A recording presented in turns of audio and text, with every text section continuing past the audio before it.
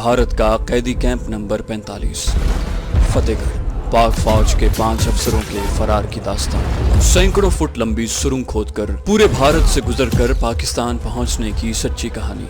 आगे बढ़ने से पहले आपसे गुजारिश है कि चैनल को सब्सक्राइब कीजिए और वीडियो को लाइक कीजिए। आइए कहानी की तरफ चलते हैं।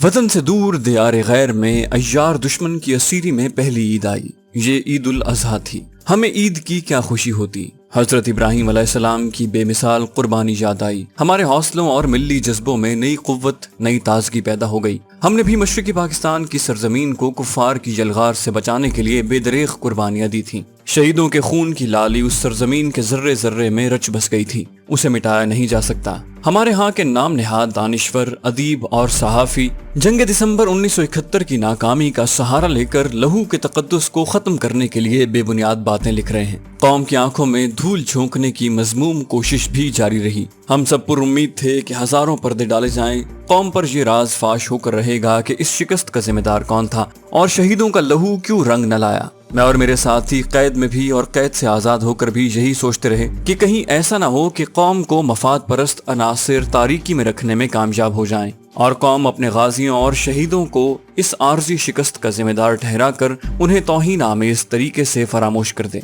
असीरी में पहली ईद हम सब के लिए जज्बात का तूफान लेकर आई। ये मुसर्रतों और खुशियों की ईद नहीं थी। कोई हमाहमी नहीं थी। कोई किसी से गले मिलने को बेताब नहीं था। हर कोई बोझल बोझल कदमों से इधर उधर फिरता नजर आया। हर किसी का चेहरा बताता था कि वो जज्बात के सैलाब को सीने में रोके रखने की सरतोड़ कोशिश कर रहा है। हमें ईद की नमाज अपनी बैरक में ही पढ़नी पड़ी। हमें अपने जवानों से मिलने और उनके साथ ईद पढ़ने की इजाजत नहीं दी गई थी। हिंदू अफसरों को शायद डर भी था कि सारे कैंप के कैदी इकट्ठे हो जाएं तो भाग जाएंगे। हिंदू निहत्ते पाकिस्तानियों से भी खाइफ थे। इस लिहाज से भी हमारी ईद बेमजा रही कि इस मुकद्दस दिन भी हम अपने जवानों से मिल न सके। हम अफसरों ने अपनी बैरक के एक हिस्से में जिसे तफरी गाह बनाया गया था नमाज ईद पढ़ी। इमामत मेजर याह्या हमीद ने की। उन्होंने मुख्तसर सा खुतबा दिया और नमाज के बाद दुआ के लिए हाथ उठाए। उन्होंने पाकिस्तान और आलम इस्लाम की सलामती के लिए दुआ मांगी और जब उन्होंने कहा कि ऐ खुदाए जुल जलाल, हमारे उन साथियों के तुफैल जिन्हें तेरी ज़ाते बारी ने शहादत के अजीम रुतबे से सरफराज फरमाया है,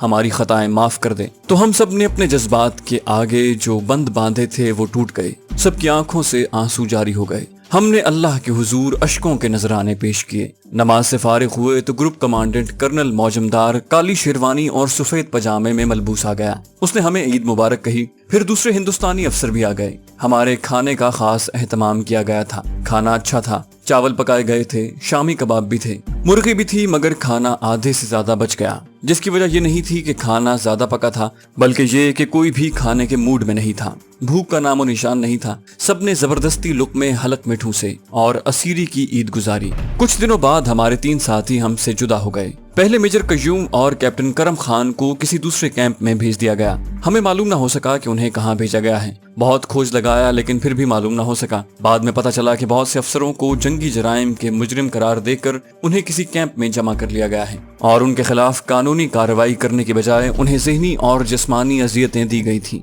ये अजियतें इस कदर गैर इंसानी थीं कि ये अफसर एक अरसे तक सेहतयाब न हो सके। हमसे जुदा होने वाले तीसरे अफसर मेजर अकरम थे। आप जान चुके होंगे कि वो मशरकी पाकिस्तान में जख्मी हो गए थे और इसी हालत में जंगी कैद में आए थे।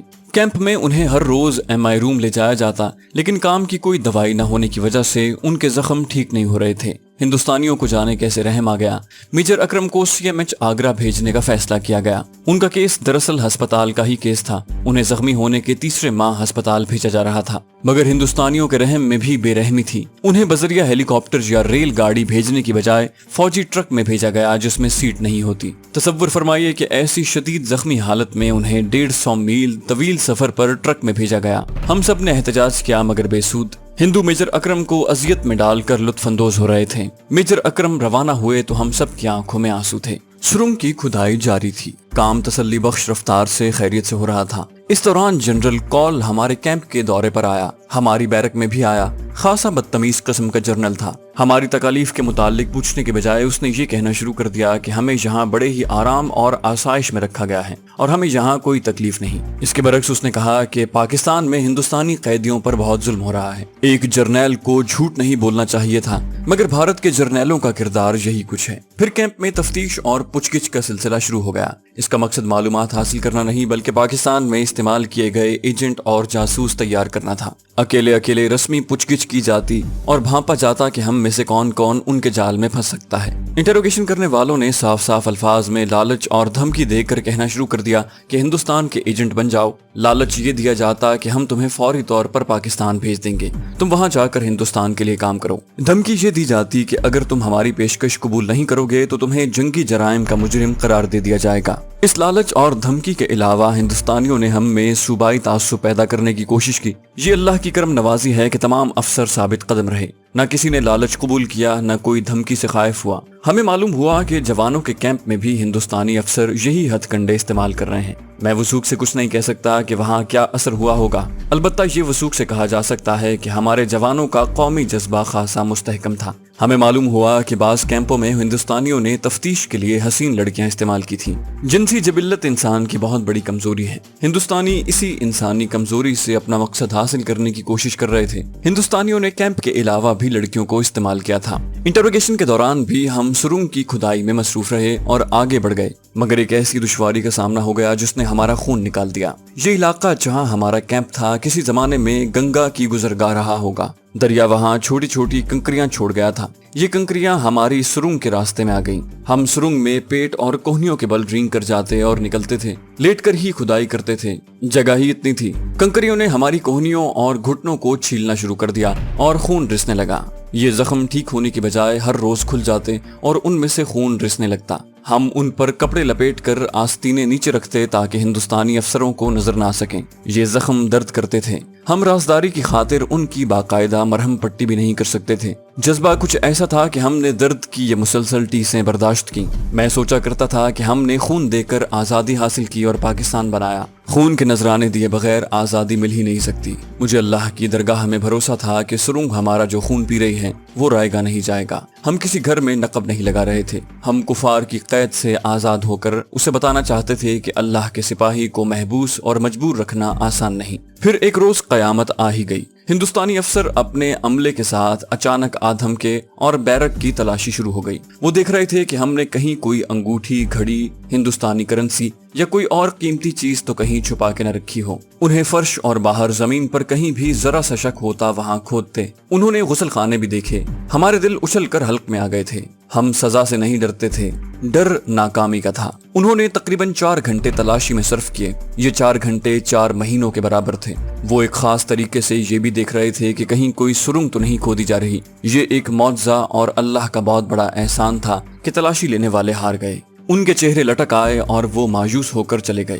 سرنگ کا منہ ایسی خوبی سے ڈھکا ہوا تھا کہ ان بدبختوں کو وہاں شک تک نہ ہوا۔ ہمارے شناختی کارڈ تیار کیے گئے۔ ان پر ہمارے نام، عہدے، جنگی قیدی نمبر اور کیمپ نمبر لکھے گئے۔ ہمارے فوٹو لیے گئے تو ہم فکر مند ہوئے۔ اس کا مطلب یہ تھا کہ انہوں نے ہر افسر کا فوٹو محفوظ کر لیا ہے۔ فرار کی صورت میں یہ فوٹو اخباروں وغیرہ میں چھپوا کر گرفتاری آسان بنائی جا سکتی تھی۔ ہم نے اس خطرے سے بچنے کے لیے یہ اہتمام کیا کہ جن کی مونچھیں نہیں تھیں یا چھوٹی تھیں انہوں نے بڑھانی شروع کر دی اور بعض نے داڑیاں بڑھا لی۔ اس طرح ہم نے حلیے اپنی تصویروں سے مختلف کر لیے۔ کیمپ میں جن بھی آ گئے تھے۔ یہ جن ہمارے ایک ساتھی میجر میر عالم کے اردلی کے اندر وارد ہوئے تھے۔ ایک روز یہ خبر پھیل گئی تھی کہ بہت جلدی رہائی ملنے والی ہے۔ معلوم ہوا کہ میجر میر عالم کے اردلی میں جن آتے ہیں اور خوشخبری جنوں نے سنائی ہے کہ قیدیوں کو 1 ماہ کے اندر رہا کر دیا جائے گا۔ یہ خبر افسروں کی بیرک میں آئی تو ہم سے باز ہنس دیے، لیکن کچھ افسروں نے سچ مان لیا۔ بے بسی کے عالم میں انسان توہم پرست بھی ہو جاتا ہے اور اپنے آپ کو حسین فریب دینے لگتا ہے۔ 1 ماہ کے اندر آزادی کی خوشخبری نے سب کو مایوس کر دیا، کیونکہ پتہ چلا کہ یہ اردلی نفسیاتی مریض ہے۔ اسے کوئی دورہ پڑتا ہے جس میں ہزیانی اور اوٹ پٹانگ باتیں کرنے لگتا ہے۔ چونکہ اس کے ذہن لاشعور میں قید اور رہائی بھی تھی، اس نے یہ خوشخبری سنا دی کہ 1 ماہ کے اندر رہائی ملنے والی ہے۔ پہلے ہم بیرک کے برآمدے میں نماز پڑھتے تھے، پھر بیرک سے باہر ایک جگہ کو ہم نے باقاعدہ مسجد بنا لیا اور باقاعدہ اذان ہونے لگی۔ نماز کے قریب تمام تر کیمپ سے اذان کی مقدس صدائیں بلند ہوتی تھیں۔ فجر اور عشاء کی نماز کے بعد ذکر الہی और दुरूद सलाम की गूंज दूर दूर तक सुनाई देती। 1972 के मार्च का महीना गुजर रहा था तो मैं उन साथियों के चेहरों पर मायूसी के नुमाया आसार देखने लगा जो जल्द रिहाई की खुशफहमी में मुब्तला थे। उन्होंने इब्तिदा में हक़ाइक़ को कबूल नहीं किया था। वो गालिबन अपने दुश्मन की ज़हनियत को पूरी तरह समझ नहीं सके थे। हिंदू ने मुसलमान पर पहली फतह हासिल की थी और हिंदू को अच्छी तरह एहसास था कि उसकी ये फतह महज तुक्का यानी फ्लूक है। वो अब बेबस जंगी कैदियों से मोहम्मद बिन कासिम और महमूद गजनवी का इंतकाम ले रहा था। सोचा भी नहीं जा सकता था कि वो हमें इतनी जल्दी रिहा कर देगा, मगर हमारे कुछ दोस्त खुशफहमी में मुब्तला हो गए थे। हालात कुछ और बता रहे थे। इससे उन दोस्तों को मायूसी हुई। फिर उन्होंने हक़ाइक़ को कबूल करना शुरू कर दिया। बेचैनी, बेकरारी और यासियत का यही इलाज था कि हक़ाइक़ से मुंह मोड़ने की कोशिश न की जाए। मार्च के आखिरी हफ्ते में पाकिस्तान से खतूत आने लगे। इस कैद के अंदर खत को आधी मुलाकात कहना मुहावरा है, मगर कैदी कैंप में अपने वतन से आया हुआ अपने किसी अजीज का खत हमें बताता था कि आधी मुलाकात मुहावरा नहीं, हकीकत है, जज्बात से लबरेज हकीकत। खत की तरह पाकिस्तान की भी अहमियत और कदर कीमत हमें दियार गैर की कैद में मालूम हुई। बैरक में लाउड स्पीकर लगा हुआ था जिससे हमें ऑल इंडिया रेडियो और BBC की खबरें सुनाई जाती थीं। हम इन खबरों में ज्यादा दिलचस्पी नहीं लेते थे, लेकिन इनमें जब पाकिस्तान का नाम आता तो जज्बात की शिद्दत और अकीदत की इंतहा से रोंगटे खड़े हो जाते। किसी चीज पर पाकिस्तान का नाम लिखा नजर आता तो उसे एहतराम से उठा लेते। ये अकीदतमंदी हमें फरार की कोशिशों में नया हौसला और अज़म देती थी। सुरंग आगे बढ़ती जा रही थी और मसाइल बढ़ते जा रहे थे। पकड़े जाने का खतरा तो हर लम्हा सर पर नंगी तलवार की तरह लटक रहा था। हिंदुस्तानी अफसर और उनका अमला कुत्तों की तरह मुश्क लेते फिरते थे, लेकिन हमने इस खतरे और नताइज को कबूल कर रखा था। दुश्वारियां कुछ और थीं जो बढ़ती जा रही थी। उनमें एक इजाफा ये हुआ कि सुरंग चूंकि लंबी हो गई थी, इसलिए मिट्टी को उसके धाने तक लाना मुश्किल हो गया था। ये पेश नजर रखें कि सुरंग की चौड़ाई सिर्फ 2 फुट थी। मट्टी बाहर लाने के लिए हम उल्टे रुख रेंगते थे और कुछ मट्टी अपने साथ समेट लाते। कोहनियां और घुटने तो छिल ही रहे थे, अब इतनी दूर से मिट्टी बाहर लाना मुहाल हो रहा था। दुश्वारियों में दूसरा इजाफा ऑक्सीजन की कमी ने किया। जो हम सुरंग के धाने से अंदर होते जा रहे थे, दम घुटने लगा और काम करने की हिम्मत कम होती जा रही थी। ये अंदर के हब्स की ज्यादती और ऑक्सीजन की कमी के असरात थे। इसके बावजूद खुदाई जारी रही, लेकिन ये सोच भी परेशान करने लगी कि इस मसले का हल क्या होगा। ऑक्सीजन की कमी के साथ साथ सुरंग में रोशनी का मसला भी पैदा हो गया था। इसका कोई इलाज नजर नहीं आ रहा था। अगर नीयत साफ और जज्बा नेक हो तो अल्लाह मदद करता है। अप्रैल 1972 का महीना शुरू हो चुका था। एक और जर्नैल कैंप के दौरे के लिए आया। ये जनरल कॉल से बहुत मुख्तलिफ था। खासा सुलझा हुआ आदमी था। हमारे साथ कुछ देर बातें करता रहा और हमारी सुनता रहा। उसने हुक्म दिया कि मेजर और उससे ऊपर के ओहदों के अफसरों को उनकी घड़ियां और ट्रांजिस्टर दे दिए जाएं। उसने हंसते हुए कहा कि इससे नीचे के ओहदों के अफसरों यानी लेफ्टिनेंट और कप्तानों को ये चीजें इसलिए नहीं दी जा सकती कि नौजवान होने की वजह से उनमें फरार का रुझान और खदशा ज्यादा होता है। आप समझ गए होंगे कि ट्रांजिस्टर और घड़ी के साथ फरार का क्या ताल्लुक है। कैंप से बाहर निकल जाने की सूरत में ये दोनों चीजें फरोख्त करके हिंदुस्तानी पैसे हासिल किए जा सकते थे। ट्रांजिस्टरों की वापसी की खबर ने हमारा मसला हल कर दिया। इससे पहले हम सुरंग में रोशनी के लिए दिया इस्तेमाल करते थे, जिसमें हम राशन का घी जलाते थे, मगर ये दिया घुटन में इजाफा और ऑक्सीजन में मजीद कमी करता था। हमने एक टॉर्च छुपा रखी थी, मगर उसमें सेल नहीं थे। ट्रांजिस्टर मिल जाने की सूरत में हम उनके सेल टॉर्च में डालकर सुरंग के अंदर इस्तेमाल कर सकते थे। हमें जब ट्रांजिस्टर मिल गए तो हमने जो सोचा था वो अमलन सही साबित हुआ। टॉर्च में सेल डाले और सुरंग के अंदर रोशनी कर ली। इससे खुदाई का काम तेज हो गया, मगर इस तेजी ने वो रुकावट भी तेजी से हमारे रास्ते में खड़ी कर दी जो हमें मार्च के महीने से परेशान किए हुए थी, और वो थी ऑक्सीजन की कमी। अब कमी नहीं, फुकदान पैदा हो गया। अंदर 10 मिनट मुसलसल काम करना नामुमकिन हो गया था। इसका कोई हल नजर नहीं आ रहा था। काम की रफ्तार न होने के बराबर रह गई। हमने सोचा था कि 7-8 महीनों में हम 200 गज लंबी सुरंग खोद लेंगे। उस वक्त हमने सोचा भी नहीं था कि ये मुश्किल भी आ पड़ेगी। इसके अलावा मिट्टी बाहर लाना भी मुश्किल हो गया, क्योंकि सुरंग इस कदर तंग थी कि पीछे को रेंगना पड़ता, जो इतना आसान काम नहीं था। मिट्टी बाहर लाने की मुश्किल हमने इस तरह आसान की कि एक लंबी रस्सी तैयार की। थैली को मिट्टी से भरकर उसके मुंह पर रस्सी बांध देते। सुरंग के धाने पर हमारा एक साथी रस्सी खींचकर बाहर निकाल लेता, मगर इस तरीके में 2 मुश्किलें थीं। एक ये कि थैली सिर्फ बाहर जाती थी, उसे अंदर भेजने के लिए एक अफसर अंदर जाता था। दूसरी मुश्किल ये कि बाज़ जगहों पर सुरंग टेढ़ी हो गई थी, वहाँ थैली अटक जाती थी। इससे काम की रफ्तार सुस्त हो रही थी। बहुत गौर करने के बाद ऑक्सीजन के हुसूल का तरीका भी दरियाफ्त कर लिया गया। ये एक तजर्बा था जो कामयाब रहा। हमने एक डंडे के सिरे पर छुरी बांधी, सुरंग के अंदर जाकर उसमें ऊपर की तरफ एक सुराख करने लगे, जिस तरह जमीन में बोरिंग की जाती है। सुराख ऊपर ही ऊपर जाता रहा और ऊपर निकल गया। नीचे से हमें ऊपर रोशनी नजर आई और उसके साथ ही सुरंग का हब्स उस सुराख से बाहर निकल गया। उसकी जगह धाने की तरफ से ताज़ा हवा अपने साथ ऑक्सीजन का खजाना ले आई। हमने नीचे से सुराख चौड़ा रखा और ऊपर तंग। ऊपर ये खतरा था कि कोई हिंदुस्तानी सुराख देख लेगा, लेकिन ऊपर घास थी और सुराख तंग था। हमने उसके मुआयने का ये इंतजाम किया कि एक अफसर ने अंदर से डंडा बाहर निकाला और हमारे एक साथी ने ऊपर से देखा। इत्तेफाक से सुराख खारदार तारों के नीचे था, जहां कोई देख ही नहीं सकता था। ऑक्सीजन मिलने से काम करने की तवानाई ऊद कर आई, मगर मिट्टी निकालने के गैर तसल्ली बख्श तरीके ने रफ्तार न बढ़ने दी। हमने हिसाब लगाया तो मालूम हुआ कि इस रफ्तार से 200 गज लंबी सुरंग 2 बरसों में मुकम्मल होगी। इस दौरान जवानों के कैंप में जान का हादसा हो गया। हिंदुस्तानी संतरियों ने हमारे चंद एक जवानों को शहीद कर दिया। अफसरों में गम और गुस्से की लहर दौड़ गई, मगर सब खून के घूंट पी कर रह गए। हम जानते थे कि हमारे जवानों को क्यों शहीद किया गया है। वो कैद में भड़के हुए थे, हिंदुओं का हुक्म नहीं मानते थे, फरार की ऐसी कोशिशें करते थे जिनमें अक्ल कम और जज्बात और गुस्सा ज्यादा होता था। ऐसी कोशिश कभी कामयाब नहीं होती, इसका नतीजा मौत या अजियत होता है। मई का महीना अपने साथ बेपनाह गर्मी लेकर आया। जूं दिन गुजरते जा रहे थे, गर्मी और लू में इजाफा होता जा रहा था। टीन की छतों ने बैरक को तनूर बना रखा था। हिंदुस्तानियों ने पंखे तो लगा दिए, मगर उनसे जैसे आग निकलती थी। तौलिए और दूसरे कपड़े भिगोकर अपने ऊपर डालकर हम दिन गुजारते। सुरंग के अंदर गर्मी नहीं थी। मई की एक रात थी। हम सब सो गए थे कि खतरे के सायरन की तीखी चीखों ने जगा दिया। भाग दौड़ भी हो रही थी। मालूम हुआ कि हमारे जवानों के कैंप से 3 जवान फरार हो गए हैं और हिंदुस्तानियों को खबर हो गई है। शोरगुल बढ़ रहा था। हिंदुस्तानी अफसरों ने हमें फॉल इन करके गिनती की और वहीं खड़ा रखा। हम पूरे थे, मगर हमें परेशान करने के लिए छोड़ा नहीं जा रहा था। विस्लें बज रही थीं, गाड़ियों की आवाज भी सुनाई दे रही थी। कहीं कोई किसी को गालियां दे रहा था और कहीं कोई सख्त गुस्से में बोल रहा था। और हम सब दिल ही दिल में दुआ कर रहे थे कि हमारे जो जवान भाग गए हैं वो पकड़े न जाएं और खैरियत से पाकिस्तान पहुंच जाएं। बहुत देर बाद हमें छोड़ा गया। रात तो तकरीबन गुजर ही चुकी थी। जरा ही देर सोए और अजान की मुकद्दस सदा पर उठ खड़े हुए। उसी रोज हमारे वो 3 जवान जो फरार हुए थे एक गांव में पकड़े गए। दुश्मन की कैद से निकलना और दुश्मन के मुल्क में छुपने की कोशिश और उम्मीद करना मुआवजे से कम नहीं होता, इसलिए ये जवान पकड़े गए। हमें अगले रोज मालूम हुआ कि उन्हें बहुत अजियतें दी जा रही हैं। ये सजा गैर इखलाकी भी है और गैर कानूनी भी। आलमी कवायद और ज़वाबित के मुताबिक जंगी कैदी को फरार का हक हासिल है। पकड़े जाने की सूरत में उसे कोई सजा नहीं दी जा सकती।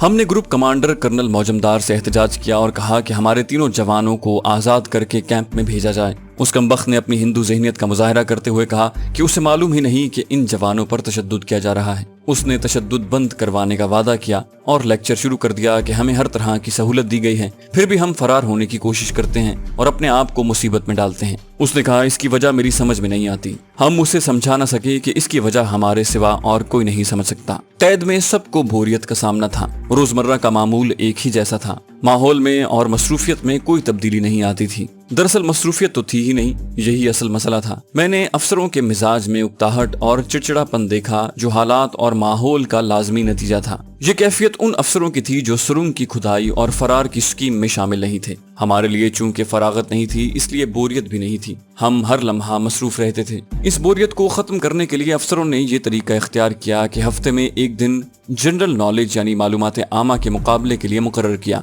और बाकी दिन मालूमात फराहम करने में सर्फ किए जाने लगे। ये फैसला भी किया गया कि महीने में 1-2 बार सब एक जगह इकट्ठे होंगे और हर एक अपनी जिंदगी का कोई अनोखा तजुर्बा या मुशाहिदा सुनाएगा और जो अफसर गैर मुमालिक में रह कर आए होंगे वो वहाँ की बातें सुनाएंगे। मई के आखिरी हफ्ते में एक दिन 20-25 हिंदुस्तानी अफसर और जवान अचानक आ धमके, हमें बैरक से बाहर निकाला। सुरंग खोदने से कबल अज़ वक्त इत्तला मिलने से बाहर निकल आए। हिंदुस्तानी बैरक के अंदर चले गए। वो तलाशी के लिए आए थे। आप तसव्वुर में ला सकते होंगे कि उस वक्त हमारी जज्बाती और ज़हनी कैफियत क्या होगी। हम बाहर खड़े थे और वो अंदर तलाशी ले रहे थे। उन्होंने 2 घंटे अंदर और इर्द गिर्द के इलाके को खंगाला, टटोला और जब कुछ न मिला तो मायूस होकर चले गए। एक रोज गिनती के वक्त बताया गया कि मुंशी नाम का एक मुसलमान जर्नैल कैंप के मुआयने के लिए आ रहा है। ये जानते हुए कि वो भारतीय जर्नैल है, हम इस पर खुश हुए कि मुसलमान तो है, कुछ कहेगा कुछ सुनेगा। मगर वो आया तो उसे देखकर हमारी खुशी रंज में बदल गई। साफ पता चल रहा था कि वो आ नहीं रहा, उसे लाया जा रहा है। हमारे कैंप में हिंदू जर्नैल भी आए थे। उनके साथ स्टाफ के 2-4 अफसर और कैंप के जरूरी अफसर होते थे, लेकिन मुसलमान जर्नैल के साथ बेशुमार लोग थे। उनमें से बाहर के चेहरे गमाजी कर रहे थे कि वो इंटेलिजेंस के आदमी हैं जो जनरल मुंशी को नजरबंदी की हालत में लाए हैं ताकि वो किसी कैदी के साथ मुसलमानों की हैसियत से बात न कर सके। जनरल मुंशी के चेहरे पर मायूसी और बेबसी के तासुरात नुमायां थे। उसके उसके दिल की कैफियत उसके चेहरे पर लिखी हुई थी। वो हैदराबाद दक्कन का रहने वाला था और जब निजाम आजाद था तो जनरल मुंशी उसकी फौज में अफसर था। उसने हमारे साथ कोई ऐसी बात न की जिससे पता चलता कि वो आजादी से बोल रहा है। उसे हमारे सामने सिर्फ ये दिखाने के लिए लाए थे कि इंडियन आर्मी में मुसलमान जर्नैल भी हैं। ये मुसलमान जर्नैल आया और चला गया। गर्मी और ज्यादा बढ़ गई, बाज़ औक़ात नाकाबिल बर्दाश्त हो जाती। राजपूत रेजिमेंट के ट्रेनिंग सेंटर के 2 रंगरूट लू लगने से मर गए। उनकी लाशों को वहीं जला दिया गया। हम में से सब ने पहली बार इंसानों को जलते हुए देखा, खा वो मरे हुए ही थे, मगर हमें ये तरीका बहुत ही मकरूह लगा। उधर हम भी टीन की छत वाली बैरक में जिंदा जल ही रहे थे। तो दोस्तों, ये थी हमारी आज की एपिसोड। उम्मीद करते हैं आपको हमारी कहानी पसंद आई होगी। जाने से पहले इस वीडियो को लाइक कीजिए और शेयर करना मत भूलिए। कमेंट करके हमें बताइए कि आपको हमारी वीडियो कैसी लगी, और अगर अभी तक आपने इस चैनल को सब्सक्राइब नहीं किया तो इसे सब्सक्राइब कीजिए और बेल आइकन दबाकर ऑल नोटिफिकेशंस ऑन कर लीजिए।